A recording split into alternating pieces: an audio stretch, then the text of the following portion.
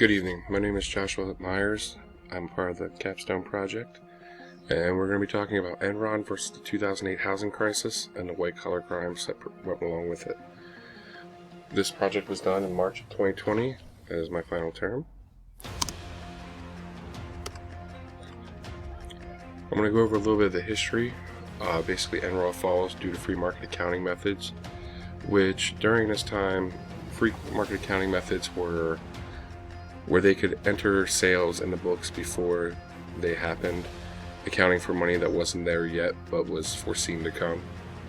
That's also including with Enron cooking the books to raise stock prices knowingly and willingly.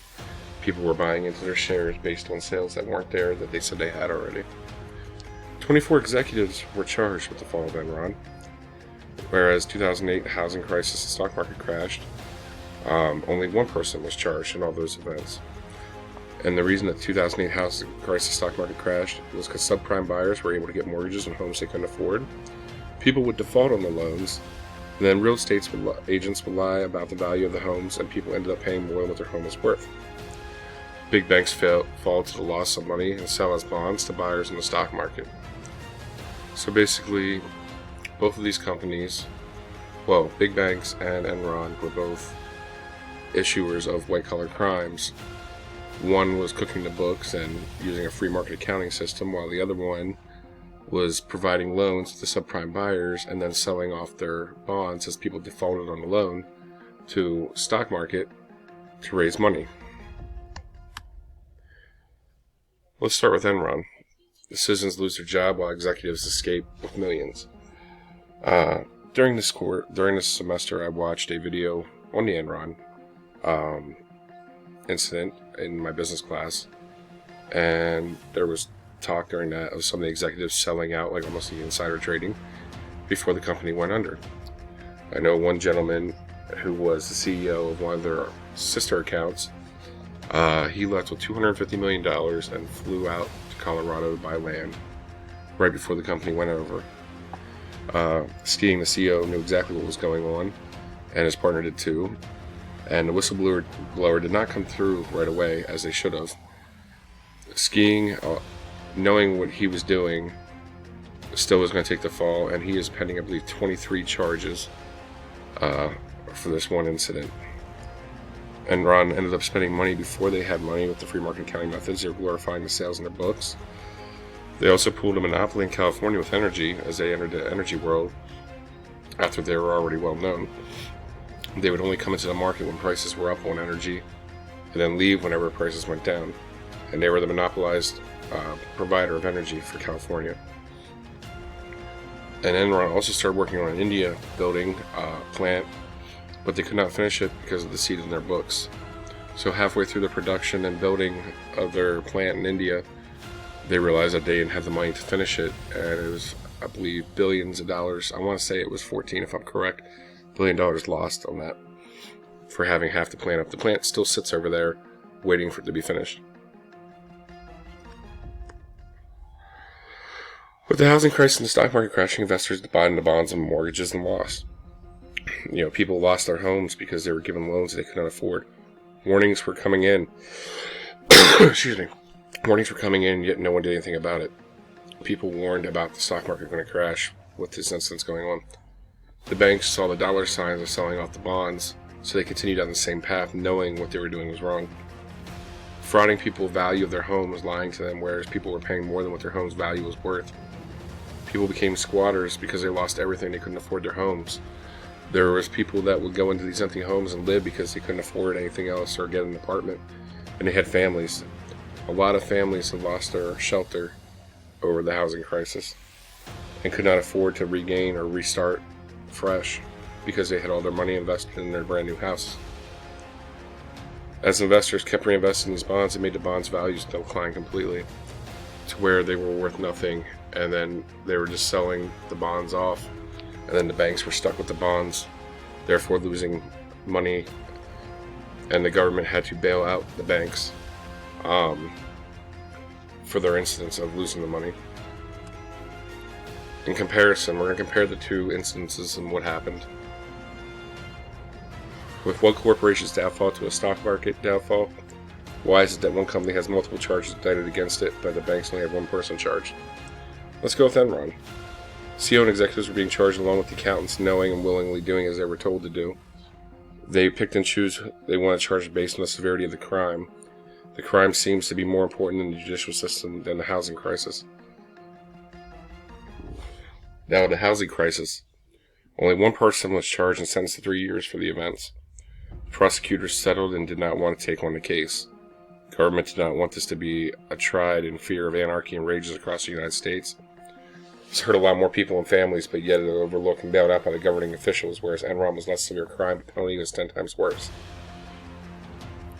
Basically, what this is stating here is, during my research, the housing crisis, the government decided that anarchy in the United States and people raging because of losing their homes and a lot more families involved than just one company's group of families was not worth starting riots over by charging the people, the big banks, in fear of what would happen if people would outrage. A lot of the DAs did not want to take on this case because they didn't want to do the paperwork or deal with the paperwork. To me, that is where our judicial system is lazy. Whereas Enron, where it only hurt the company and the people that worked within the company, and yes, the investors, but nowhere near as bad as the housing crisis of 2008, where it hurt the whole United States. But yet Enron seems as a point to make an example out of, and hence that's when GAAP was introduced. But if GAAP was introduced, why was the housing crisis so allowed to go on? Banks found loopholes in the GAAP system and used it and abused it. And now the whole United States paid for that, but yet still, one person was only charged for 3 years during the housing crisis. It says our judicial system, when they can pick and choose who they charge and what they charge for these people, is incompetent. If it's the same kind of crime, no matter if it's what kind of white-collar crime should have its own severe punishment. And white-collar crimes are not looked as severely punishable because they're looked as misdemeanor common crimes. They're not looked as felony crimes. And they are looked down upon as any kind of crime. You could rob somebody and be charged with more than you would be if you committed a white-collar crime. My comparable solution and proposals. Both incidents should have been charged the same. White-collar crimes looked down upon as not as severe crimes, as I just stated. And the severity should let the amounts of people and crimes hurt and tremendous. The judicial system did not want to deal with the paperwork, let alone the time it would have taken to try the housing crisis. Every real estate agent, every banker knew what was going on, investors knew what was going on, but yet greed, money, and complications prevailed over justice. We should not bail out anyone. The company and banks, all they're responsible for their actions. You put families at risk and you put their children at risk. The justice system should not be about who you are, but whether or not you broke the law. The penalty should be the same for everyone, not based on what you are or who you are. The DA does not want to do their job or the paperwork, and the judges do not want to trial the cases. They need to go with the position of someone who will. We need a judicial system that is not afraid of anyone and to take on any task or crime that goes on. We need a judicial system that's going to have one common law, one rule, one sentence for the same kind of crime. It should not be comparable to whether you're rich, wealthy, or who you know or what you know. If you commit that crime and you're found knowing and willingly of committing that crime, you should be given the same charges no matter if you're a big bank, Enron, any small private company, any one person. You committed that white-collar crime, you should be charged the same. Governmental intervention. If the government is not going to intervene and put a stop to the incidents with all the warnings coming in, then we need a new government. If judicial enforcement does not want to do the job they were put in position to do, then we need a new system. I feel that people in charge of the operations that were being shady, that were in charge of those departments, all need to feel disciplinary actions based upon their actions. The people want an honest and truthful government. They want one that can count on, that will seek justice. See justice for justice deserved. Excuse me.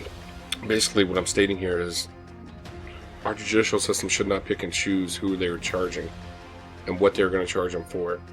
If there was a crime committed, we hold the judicial system accountable for providing justice for the crimes that were committed, not whether they're wealthy and rich and have the top lawyers. If they committed the crime, they should be fulfilled justice and serve the justice.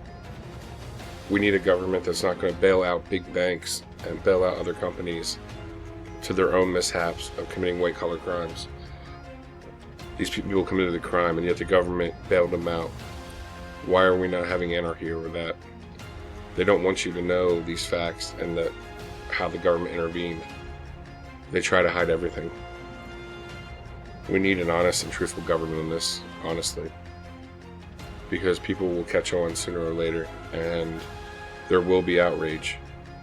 And the government doesn't want to deal with the outrage, and that's what they're afraid of.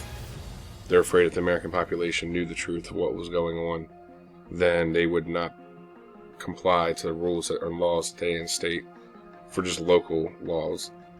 But yet you're letting people get away with white-collar crimes on an abundant scale where it's intervening with families across the whole United States, and including families of a company knowingly and willingly what they did.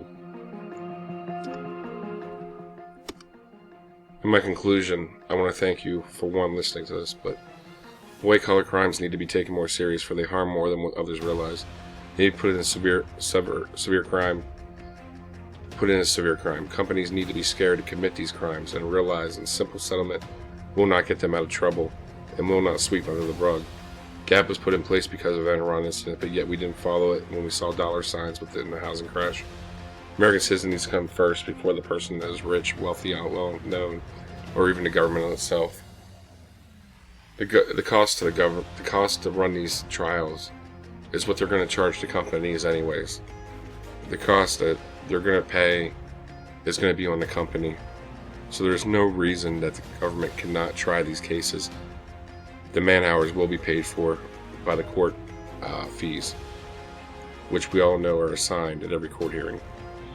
One way or another, they will get their money for it, so the cost has no effect on why these people were not tried. In my opinion, our government and judicial system need to be changed. And I thank you for listening to this project. Have a wonderful day.